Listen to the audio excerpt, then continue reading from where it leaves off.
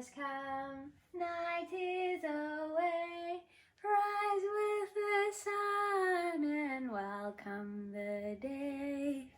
Good morning, class 3s. Today we are going to be looking at a variety of human homes. Now, people did not always find a cave to live in. No, in the early days they created shelters in many different ways. Some of them decided to create shelter depending on the climate, the weather of the area, or depending on the plants that grew there, or depending on their lifestyle and what they preferred.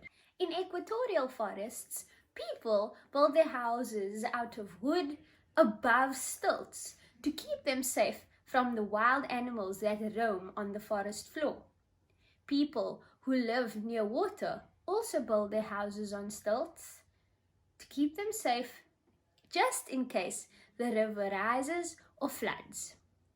The lake dwellers of Lake Titicaca in Peru build their houses on stilts too.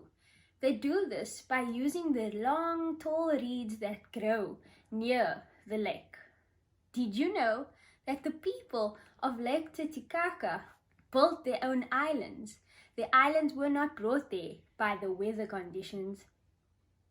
People built them themselves, using the reeds of the lake to keep the islands afloat. Today, the people in America still use log cabins in the forests as their houses.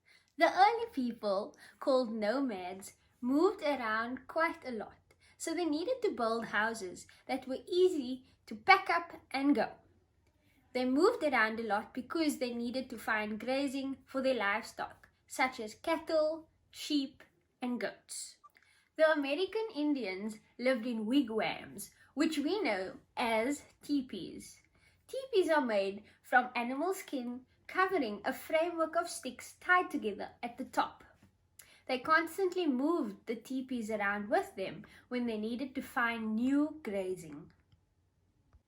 The Khoi herders of South Africa had a light reed lattice framework, which is also known as woven framework, just as we have been discovering how to weave. And this framework was covered by reed mats, which were easily untied and transported to a new place. Instruction time! Shh! Now, class 3s, I would like you to do 2 of these houses that we have just spoken about. The first one is going to be a stilt house. I would like you to do this drawing along with the writing in cursive that I will send to you.